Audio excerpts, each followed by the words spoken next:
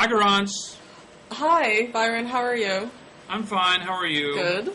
Our technical masters at Blogging Heads have instructed us to present ourselves as best as possible. I had a ceiling fan going behind me on one of the previous ones, and I kind of liked it, but they thought it was distracting. And I hear they thought you were kind of washed out in the last. Yeah, they thought that I was backlit. Yeah, and I was backlit. Well, they don't put a whole lot of money into this. That may be a surprise to you. So, they're getting what they pay for on this video. But nevertheless, I've tried to make my setting a little better, and I hope you have too. I have, and hopefully this will satisfy them, and they won't have to do too much, cropping or alterations or fiddling with a light. So listen, we were going to start off today with the kind of amazing, astonishing fundraising by Ron Paul, the Republican candidate who reported that he had raised $5 million in the third quarter, the results that were over on September 30, which puts him way ahead of Mike Huckabee in fundraising, right. In the ballpark with John McCain in fundraising. Right. And so the question is, and of course, Ron Paul is somewhere around 1 to 2% in the polls of the Republican field, so the question is, what does that mean? Why is he getting so much money? You got any ideas? I suspect that it's because there is actually a segment of the Republican base that has turned against the war and wants to support someone who's going to go out there with a very strong anti-war position. I think that there's probably also a certain amount of general libertarian sentiment that he's tying into, and I feel like he's rather imported the the Libertarian Party into the Republican Party. Mm-hmm. Well, I'm not sure. I mean, I am a little surprised about it. I will say that I have written about Ron Paul occasionally, and whenever I do, I've never gotten more emails than I get when I write about Ron Paul. Remember, there was a debate. I think it was a Republican debate in Columbia, South Carolina. Maybe it was Charleston. I can't remember. But it was the one where Ron Paul had basically said that the United States was attacked on September 11th because of United States policy. And Rudy Giuliani just jumped all over him. Right. So I talked to Paul after the debate and wrote a story because I thought that his answer was over the top myself. Mm-hmm. And so I write this, and I just got a zillion emails from people very angry at what I had said about Dr. Paul, and so I get the sense that people who support Paul support him really intensely. I think that's definitely the case. There's a very fervent base of support for him. Yeah, and I do think that there are probably contributors to him who actually wouldn't otherwise be contributing to any Republicans. Right. So, what do you think this means going forward, though? I mean, it sounds like, it means that he's secure in his position in this race. He's going to continue to be invited to all of the forums. He's going to continue to be part of the debates going forward. And do you feel like he acts as more of a useful foil for people like Giuliani, and that they get to attack him, that he acts as sort of the anti-war Democrat, if you will, for the field, that they get to attack internally in the debates? Yeah, the question of the marginal candidates is always, it's a big deal in both fields, and it always is. Right. The thing that's interesting about him, maybe I'm wrong, but I doubt that there's been a marginal candidate other than a self-financed candidate who is sort of financially secure, because he has a very bare-bones campaign. Right. If he has $5 million cash in hand, I mean, he can stay in the race for, as long as he wants to. So then the question is, if he's going to stay in the race for as long as he wants to, at some point do debate organizers start saying, well, we'll have a cutoff point, that people who are above this point in the polls will be included in the debate, right. People who are below it will not be. I think it'll definitely make it till we get there. Right, and then the question becomes, what of Huckabee? I mean, he's, the conservative base's favorite. He's kind of just the sentimental opposite. favorite, and he raised, $1 million. It's not. Yeah, I mean, and he has not raised very much. I think he's only raised about $2.5 million in a whole year. Yeah, I'm sure if Marcos Moulitsas ran for president, he could raise that. You've actually seen him speak. I think he's generally conceded to be the best speaker, just sort of, judging oratorically, the best speaker in the Republican field. And everybody thought after he did surprisingly well, second in the Iowa straw poll, that maybe he'd have a big boost.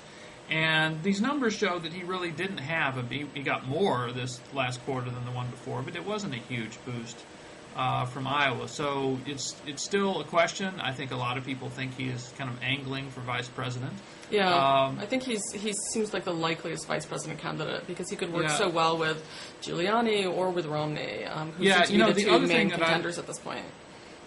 That's right. I think the other thing that was really kind of interesting about the Republican numbers is Romney, who got $10 million in contributions and then kicked in $8.5 million of his own. Right.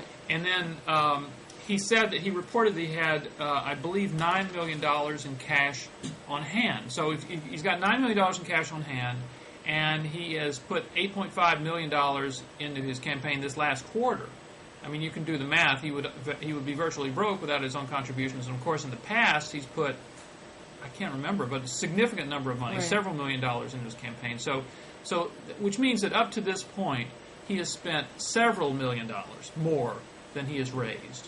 And is able to maintain his campaign at this pace, at this level, only because of the rather enormous, checks that he's writing for his own campaign. And I don't think we've ever had a kind of hybrid candidate like that. We've either had a Steve Forbes or a Perot, or we've had guys who go out and raise money and, live on what they raise. Right. Has there ever been anybody who's kind of combined them both? Because he's a powerful fundraiser, but he's also, leveraging that big time with his own money. Well, I think John Kerry lent himself a considerable sum of money in late 2003. Right. And so on the Democratic side, you do have a situation where a candidate who ultimately wound up being the nominee lent himself a good deal of money during a moment where he was in a fundraising lull and he needed that money to compete. Right. So I don't think you've had it on the Republican side, though. And it does raise a question. I mean, if you look at what happened with Kerry in the end, the question is, what does this mean in terms of the enthusiasm of the base for this individual? It seems like Romney has been able to successfully buy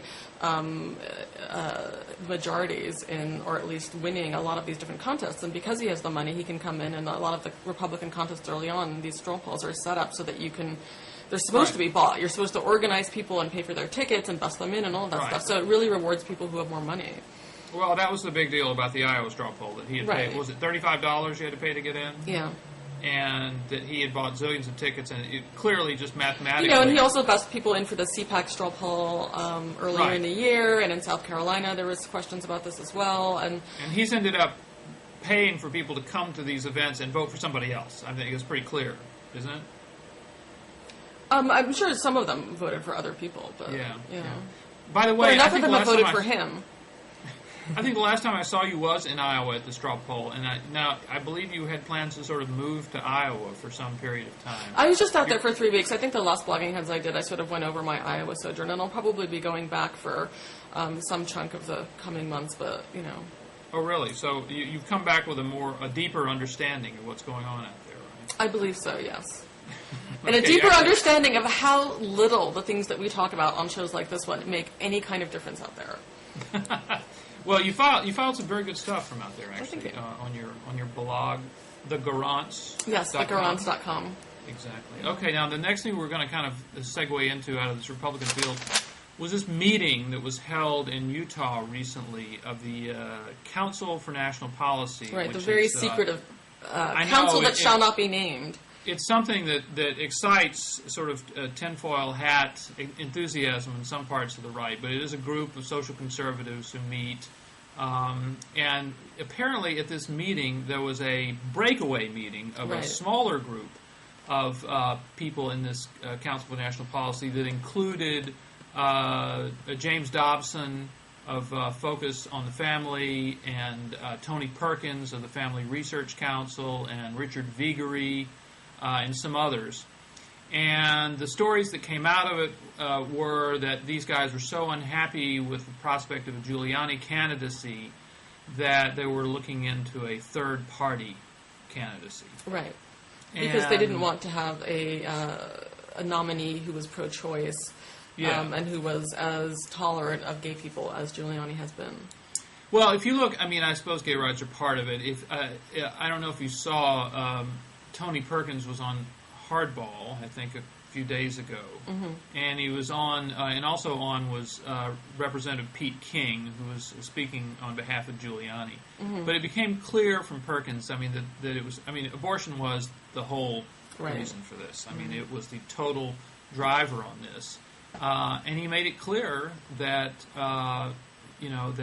since a pro-life platform had been part of the platform, Republican platform, for so many years, that there's no way you could expect social conservative voters to support a Giuliani candidacy. The question was, though, how many people would actually follow them, because I know people in the Giuliani camp think that the social conservatives are themselves significantly divided. And just because they have this meeting in Utah and start talking about a third party or sitting on their hands doesn't mean that a lot of voters are actually going to follow them out the door.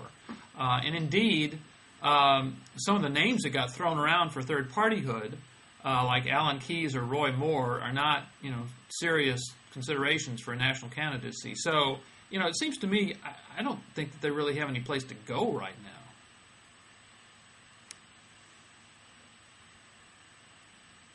I was wondering if maybe you're checking up on your email. Or something. That's tempting sometimes when the.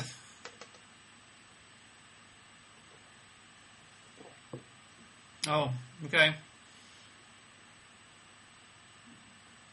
Well, in case people didn't hear what we've been saying earlier, it was unbelievably brilliant, and we just can't say it again. Yeah, and you missed it. It'll become a legend, the lost blogging hits. So anyway, the deal was, I was saying, I don't know where social conservatives really, given some of the names that have been kicked around, like Alan Keyes, I'm not sure where social conservatives really have to go if they're unhappy with the Republican field. I don't see that they have anywhere to go. I mean, it seems like either they consolidate around Mitt Romney and buy his conversion on a lot of their issues, or they accept that they're going to go with someone like Giuliani. There does not seem to be that enthusiasm for Fred Thompson. Right. And they don't have the candidate they want. And, I'm sure the Democrats are all very happy with this situation.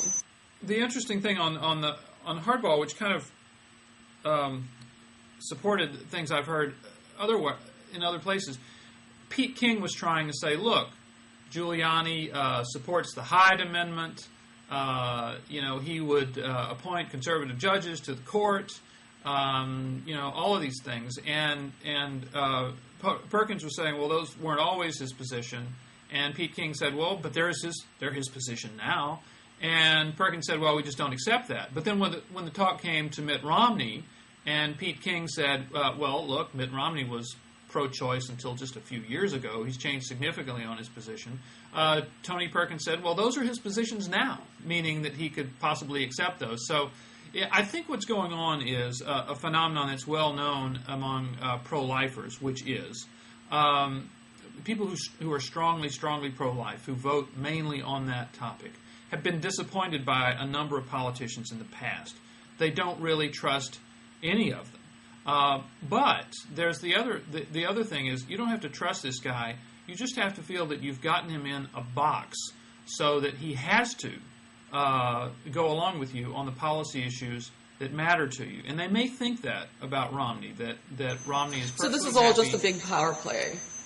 Exactly. So it doesn't matter what's in his heart of hearts or what he believed back then or now. It's just whether he feels like he has no other choice but to stick with you now. And I think that some social conservatives may come to that position on Romney.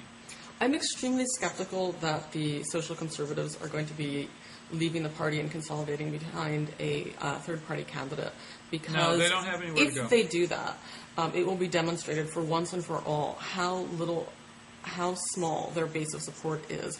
If they are put to a vote nationally, and it's demonstrated to the entire American public that they can get 5% in of a third part when they're supporting a third party, then I think it really undermines their power going forward. So they have a lot more power by threatening to leave every couple of years than by actually putting themselves to a vote. What would they have to get with a third party candidate to show to give the opposite impression that people would say, hey, these are a force we have to contend with? How big would their support have to be? I saw a poll recently showing that 27% of Republicans might support, or conservatives would support a third-party candidate. I think they'd have to get something like over 20%.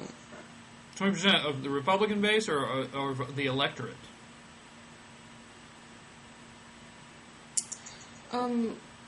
They would have to get definitely over 10% of the electorate. Yeah. But See, I would say between 10 and very... 20%. It would have to be really significant, enough to really make a difference. I mean, 3% you're Ralph Nader.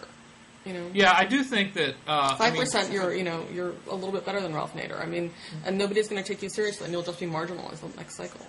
Yeah, this isn't really precise, but I think the pollsters basically say that.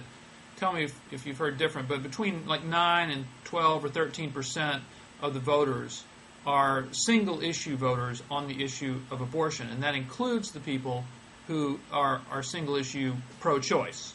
Among those single-issue voters, it probably breaks down 2 to 1 are pro-life, so we're talking, maybe 6 to 8% of the electorate.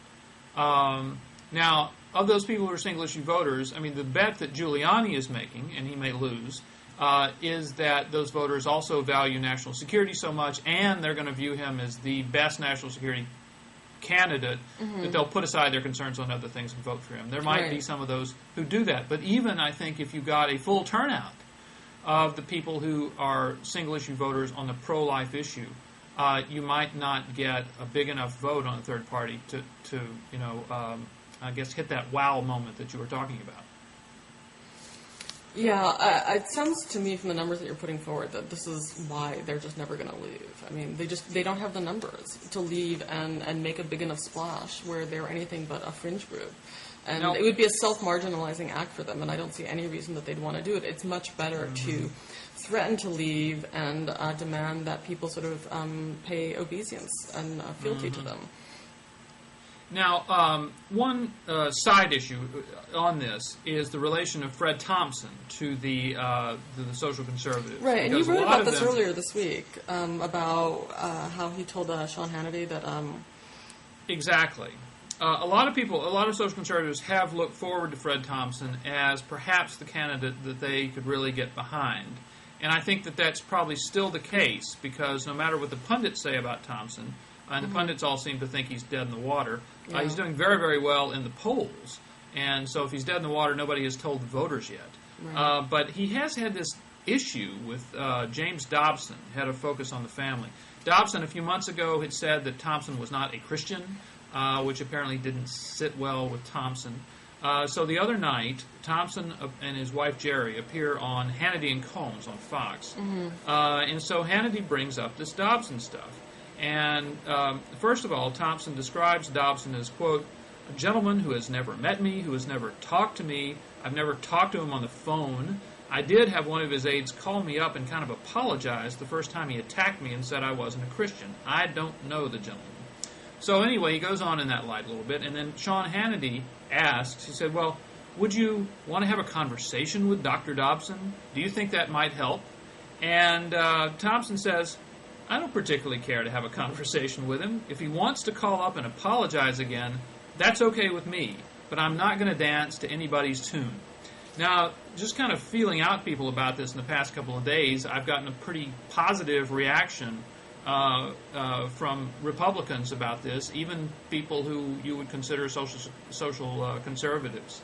So I think there's kind of an interesting dynamic going on in which Thompson declares his independence from somebody who's still viewed as a pretty important figure like Dobson. Right.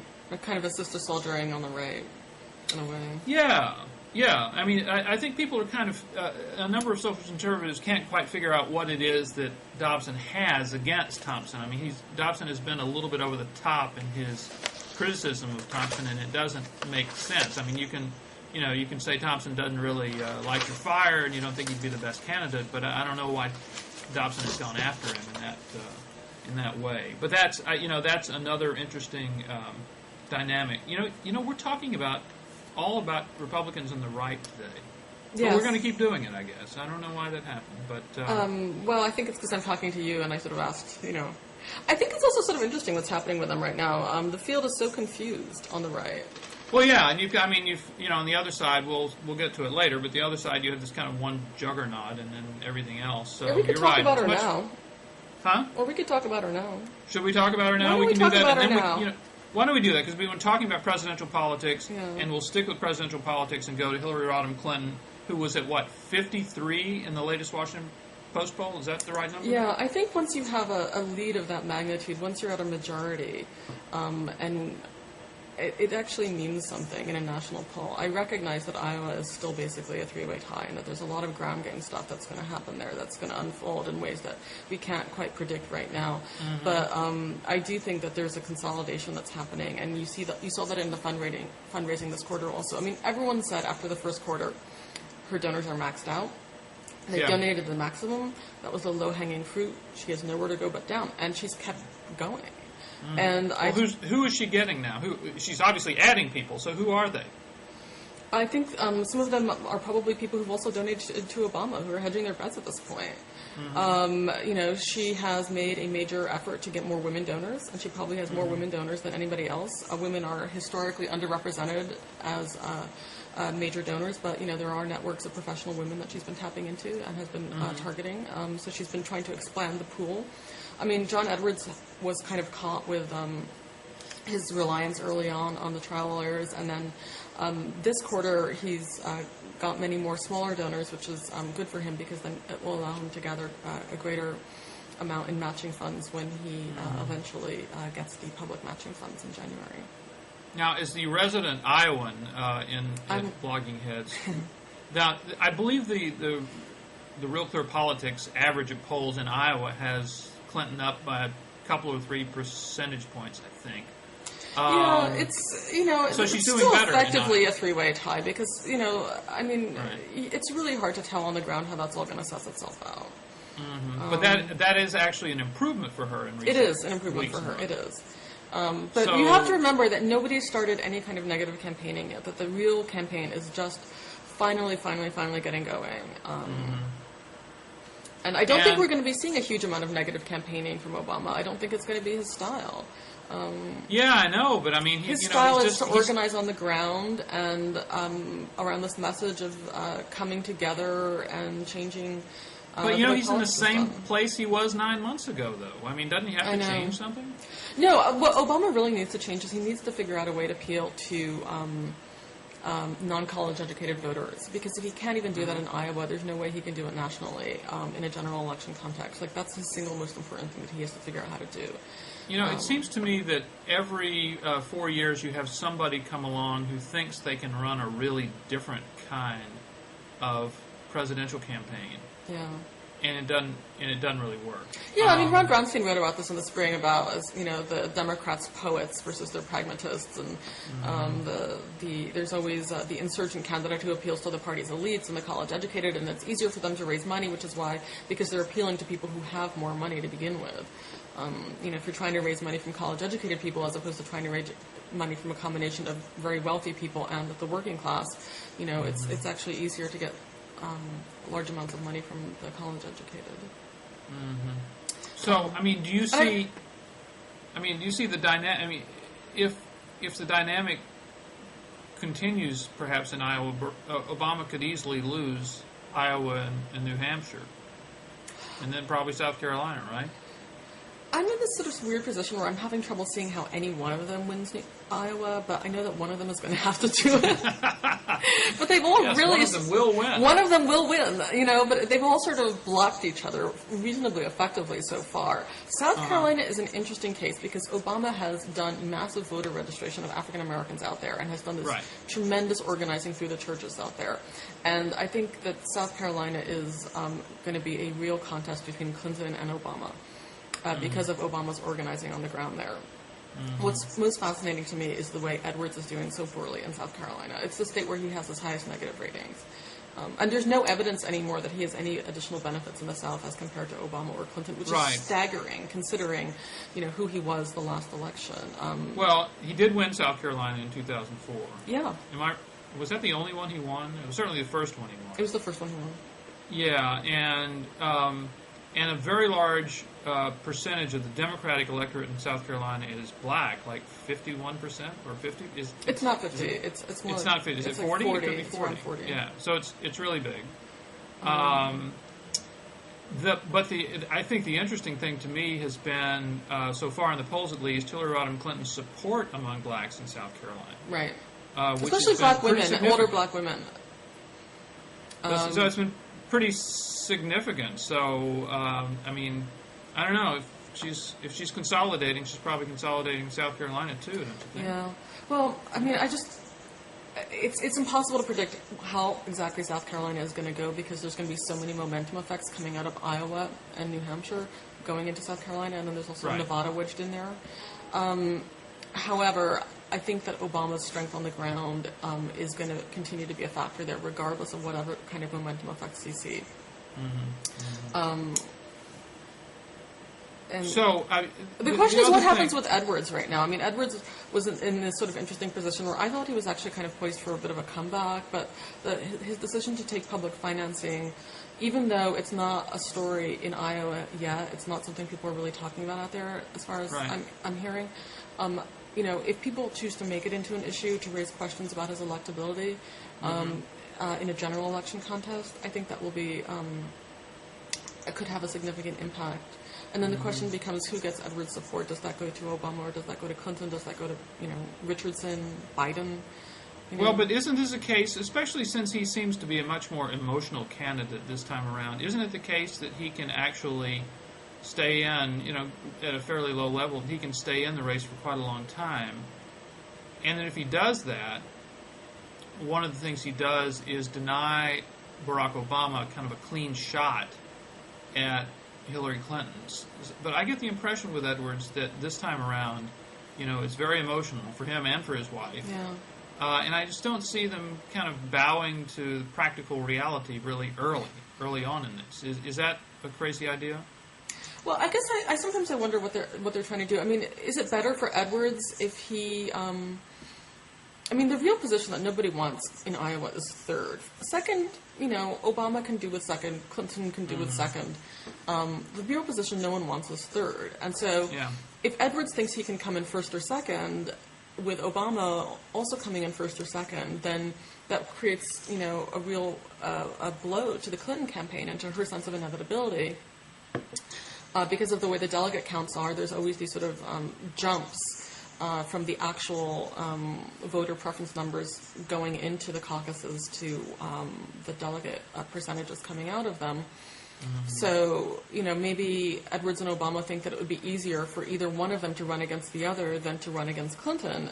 So rather than, creating a race where there's the Clinton and the anti-Clinton, they're more interested in a race where it's an Edwards-Obama kind of race, and you'll see a lot of the focus, the negative focus on Clinton.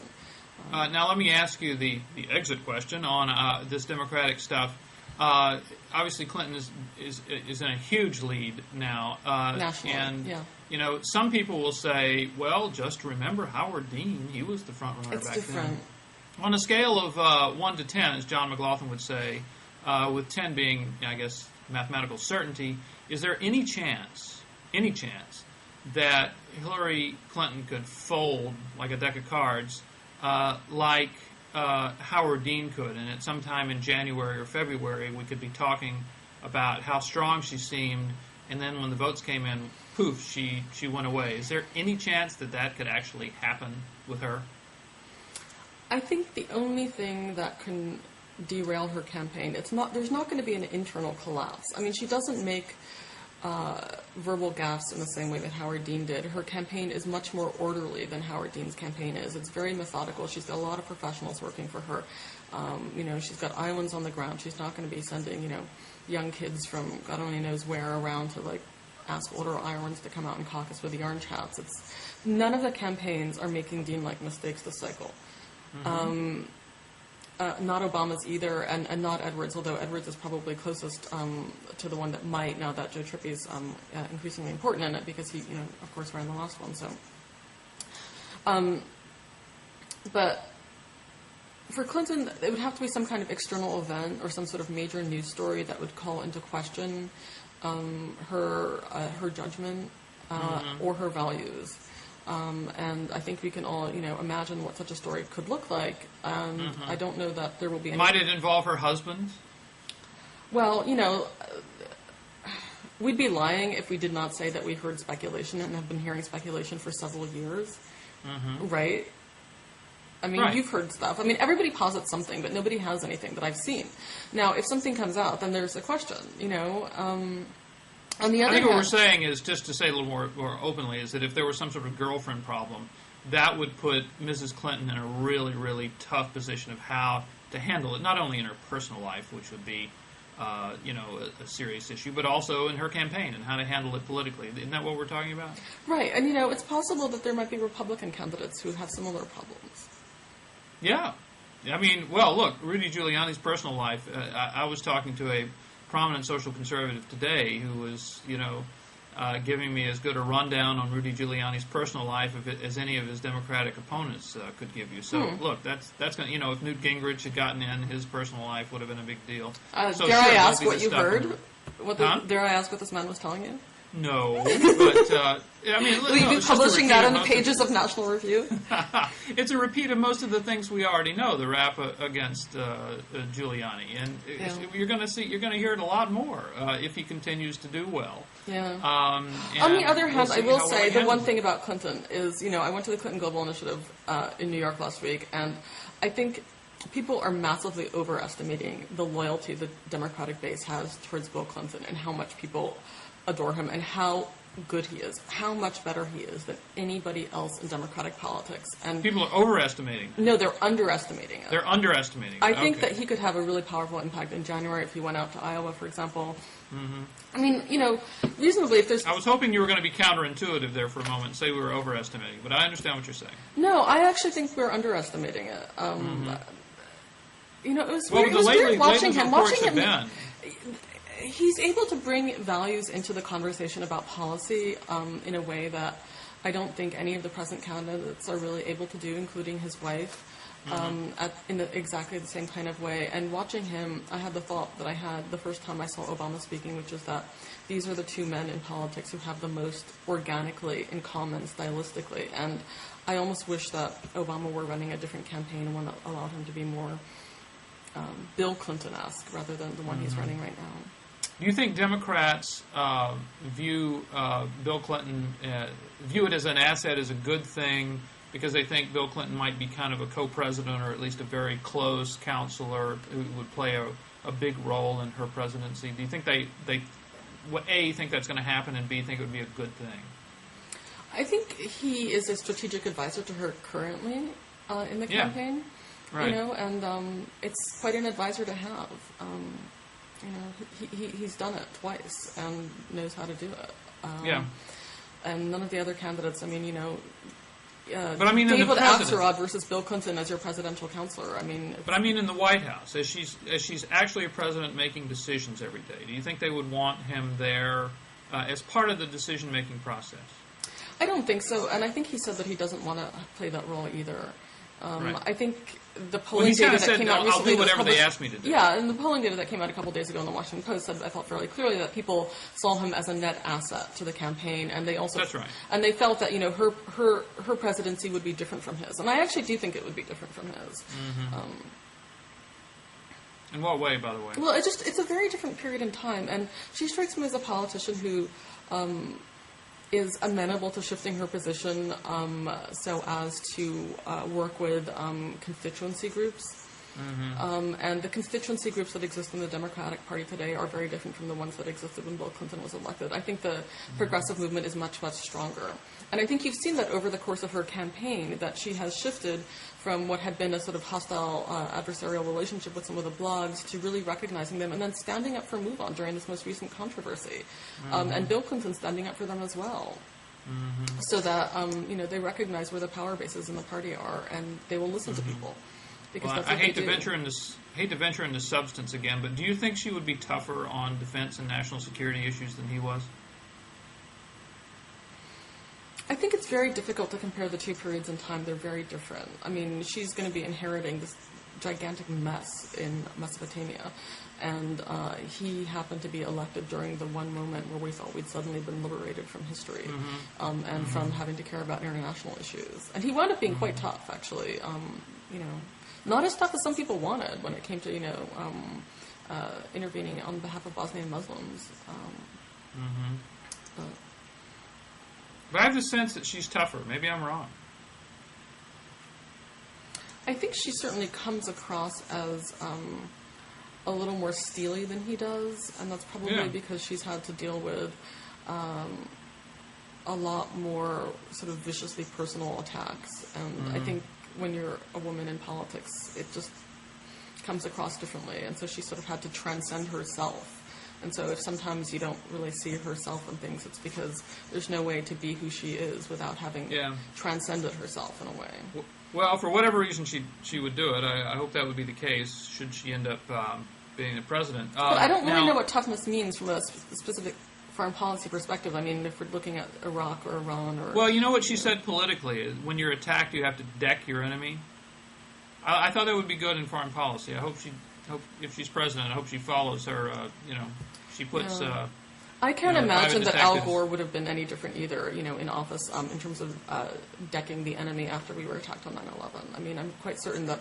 In fact, in some ways I felt like Bush had more leeway to wait before decking the enemy in terms of having a couple of months to wait before going into Afghanistan. The gap between the attack and going into Afghanistan. And I felt like if there had been a Democratic president at that period of time, the Republican Congress would have been giving him holy hell about not responding quickly enough. And in fact, it was a situation where we needed a couple of months to deliberate on how to respond properly. And I thought that we did respond well in Afghanistan, at least initially. Oh, yeah, and we did need that time, to basically plan our attack. Exactly. And I think a Democratic president, Al Gore, would not have been given the leeway to deliberate and to plan in a way that was necessary. And that would... Anyway, so hopefully if we do have a Democratic president, then, knock on wood, we don't suffer anything again. But. Yes. Well, knock on wood on that one. Now, our next... the next topic kind of comes out of the Hillary and women voters thing, which is, I will say this is one you added to our list, which is Ann Coulter and her latest statement about women voting. So I'll let you kind of take it away on that one.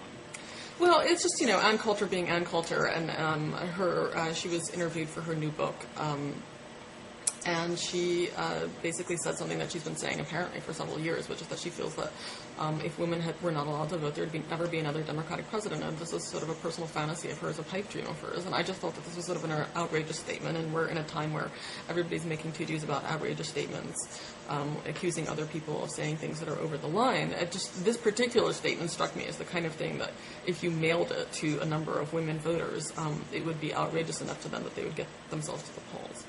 And then what would they do if they became outraged? Would they just not buy the book that they weren't going to buy anyway? No, they'd vote. They do? Oh, they'd vote. Yeah. So they go vote for a Democrat. Yeah, right? Because of Ann Coulter. I guess. Do you think? We're going to talk about Rush Limbaugh next, and I think you can put them both together in the sense that in any political contest, if you want to hang whoever the most outrageous person is on the other side around your adversary's neck, right? So Republicans, I think, were quite successful in hanging MoveOn.org around the neck of Democrats. Right. And Democrats have tried on many occasions with some success, but not as much, I think, in trying to hang Limbaugh around the necks of Republicans. And probably to a lesser extent Coulter, because while she is a best-selling author, she's not as big a figure as Limbaugh is. But, right, and she doesn't. She's not a membership-based organization.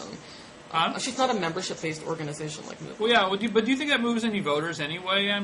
If you did make every woman voter in America aware that Ann Coulter had said this, do you think that would actually have any political effect? Well, it depends on if you sent it out with pictures of Mitt Romney and her together. And Mitt Romney up on the stage at CPAC. Yeah, praising her, who's been saying this for years. Mm-hmm. It's a radical statement. It's a truly radical statement. It's basically, advocating for her own disenfranchisement. I know that she's a theatrical caricature and that she's a performer of sort of political outrageousness. Well, I think she is a bit of a performer, and she does, include an outrageous statement or two in each of her books. In her last book, I think it was the thing about the widows of September 11th. Yeah, no, she loves attacking women.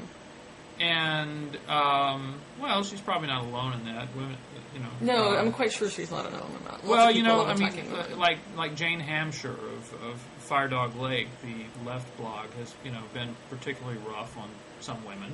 Well, she's been rough on NARAL, but that's mainly been on policy grounds. Well, she's been strategic grounds. Well, no, and she's extremely rough on virtually everybody, and if Jane Hampshire were prominent enough, which she is not, she would be a very fine person to hang around the neck of whatever Democrat she was supporting, and the Republicans did that to some degree. Excuse me, the Lieberman forces did that to some degree. He tried in the Connecticut race. Yeah. It didn't work, and it embarrassed her. It was like a 2-day story. She took something down from her blog, and then ultimately Lamont still won. In that contest, and I think that's... And he's the senator from Connecticut. And Lieberman is the senator from Connecticut, but he left the Democratic Party. Right. But I think one of the things with MoveOn and with Limbaugh and all of this stuff is I don't know that it has a huge amount of electoral resonance, honestly. But I think, if you were doing a campaign around trying to get women out to vote, and I think that if, Hillary Rodham Clinton is the nominee, there will be a massive campaign around getting women out to vote. Yeah. And I think there already is. Right. Although, so jazzing up that part of the base, trying to get this population of people who is voting at a lower level than their percent in the population out there, you want to try whatever you can. Mm-hmm. So. Well, anyway, it's a minor issue. These are all little minor controversies, and frankly, the stuff with Rush Limbaugh and the phony soldier comment as well. I mean, it's not the kind of stuff that I particularly pay attention to. Mm-hmm. I recognize that if you're doing the politics of outrage, and then everyone is condemning everyone on the floor of the Senate, and it's just... Yeah. Well, it is minor, but I do have one question to ask you about this Limbaugh thing. I've written about it at some length, and I actually didn't pay attention to it for the first few days of it, and I was working on another story for the magazine, and I didn't pay any attention at all to it, and then I got a call to be on television about it, ultimately, and so I thought, well, I guess I'll look into it. So I went and listened to everything, and I came to the conclusion that a reasonable person could say that Limbaugh was indeed referring to this news report about the phony soldiers and all that. So, that's my position on that. But the thing I wanted to ask you about is that Republicans did an extremely effective job of hanging MoveOn around the neck of Democrats and getting I believe, 72 to 25 vote in the Senate on this resolution. Now, so far, there's been talk about a resolution in the House, in the Senate, but there hasn't been one. And the people I talk to, and maybe they don't know, maybe they don't have a good crystal ball, but the people I talk to seem to think that there won't be one.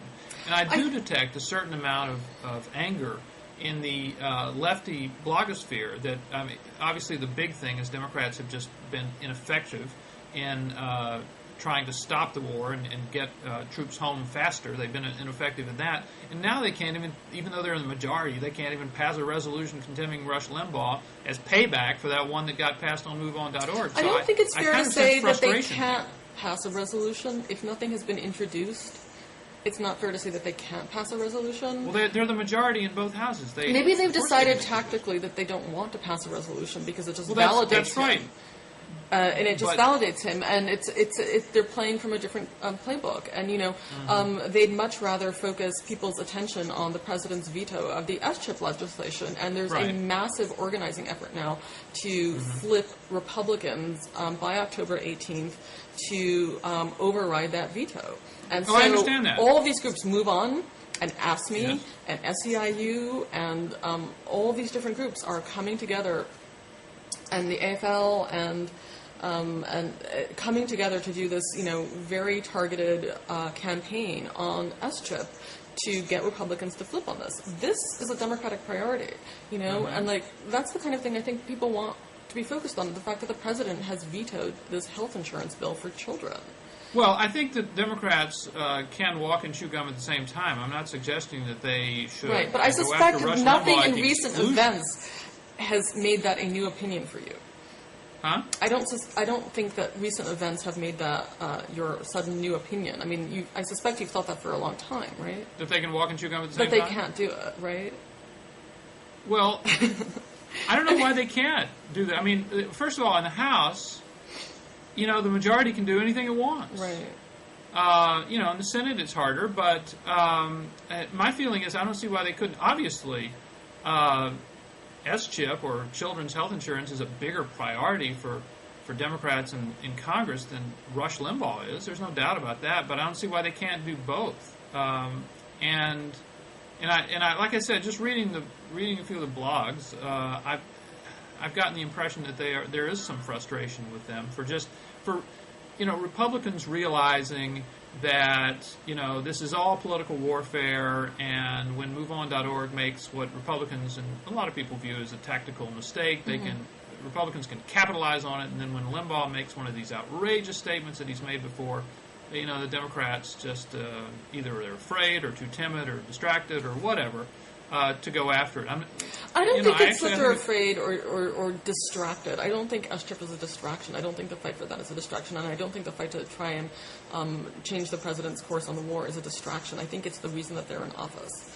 And if they decide that Rush Limbaugh doesn't matter, that he's not important enough to go after, then, some people will be mad. They want tactical equality. They want an eye for an eye. But, sometimes that's not wise. Sometimes you shouldn't act out of anger in that way. And, yes, Limbaugh said outrageous things. He has been saying outrageous things. That is his job, to say outrageous things. But I think if the Democrats decide that this is just not something that's going to be tactically useful for them, then it shouldn't be seen as a sign of weakness.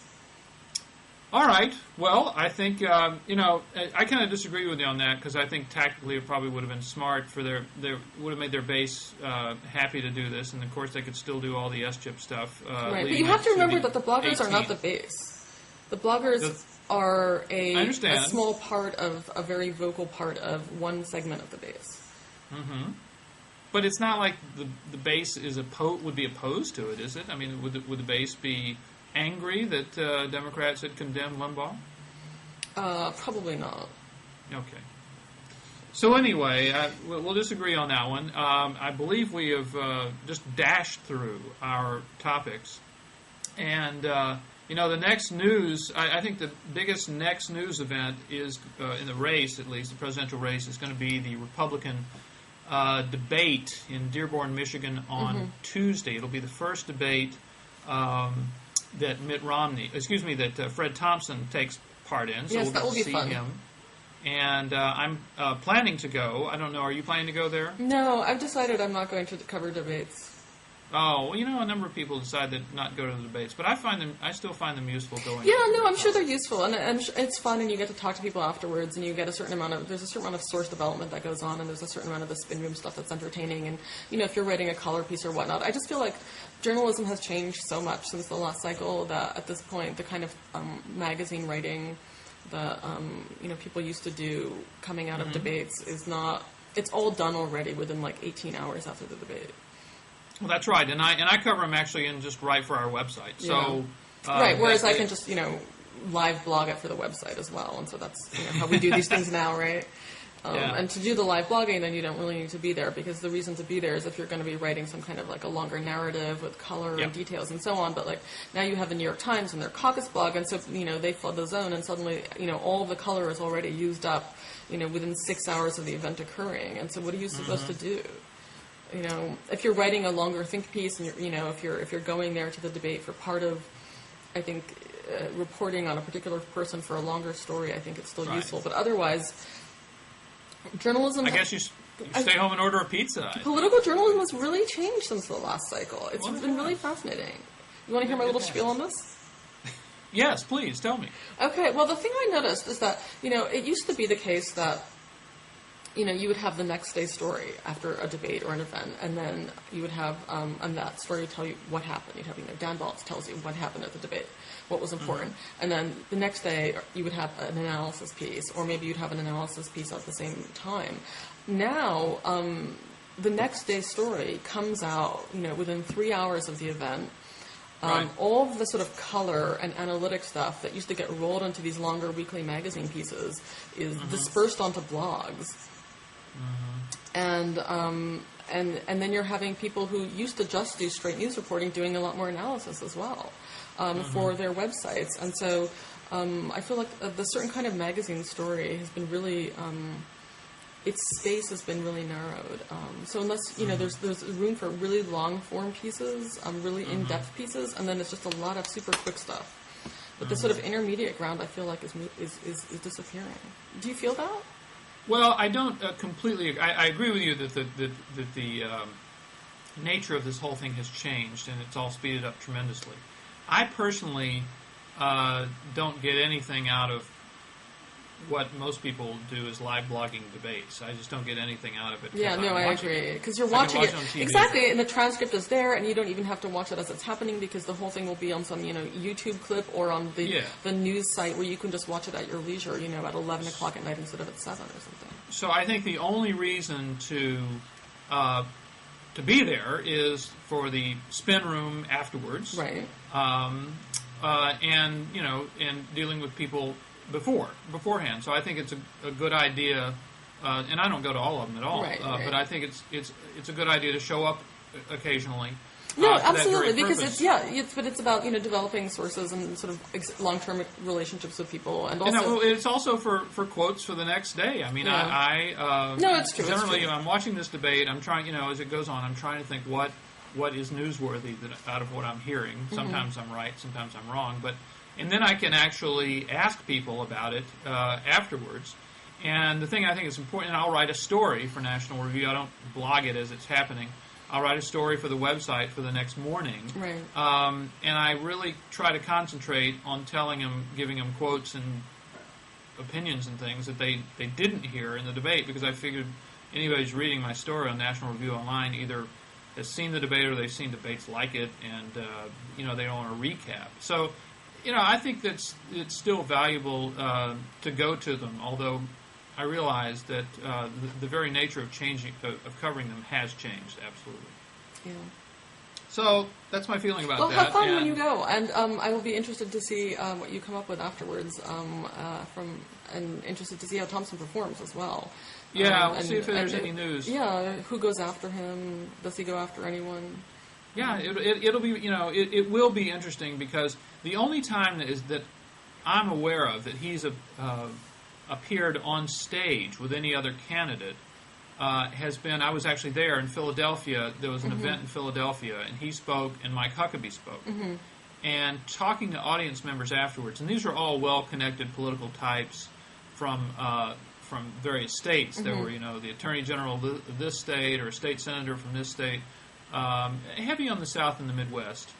A group called ALEC, American Legislative Exchange Council, I think.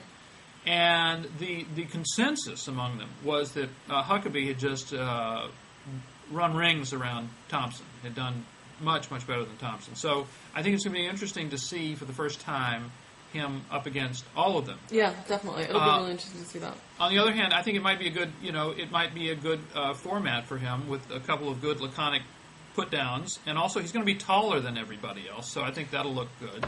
Yes, the tallness of Fred Thompson. I keep hearing about this. The legendary height. Well, you'll his get to see physical it mass. right People next keep to the talking other about his physical mass as one of his greatest qualifiers. Well, actually, he's like lost a lot of weight. Yeah, no, I know. He's quite, and some people think he's lost too much weight, that he doesn't look robust enough. Yeah, no, people have said that he looks a little emaciated. But I had a breakfast meeting with him a while back, and he had like egg beaters and with vegetables and something. I mean, it was kind of a really healthy meal. Clearly, I think if he had his druthers, he would have had, a couple of eggs and bacon and a little sausage on the side, but none of that happened. So anyway, I think that that wraps up all of our stuff for today. So I guess what we'll do is say goodbye and then turn this thing off. Sounds good. Good chatting with you. Next time we'll pick some things to argue about. Yeah, we should disagree more. We'll have a violent disagreement, which will make Bob Wright happy. Yes, exactly. All right, take care. Okay, we'll go 1, 2, 3. Bye.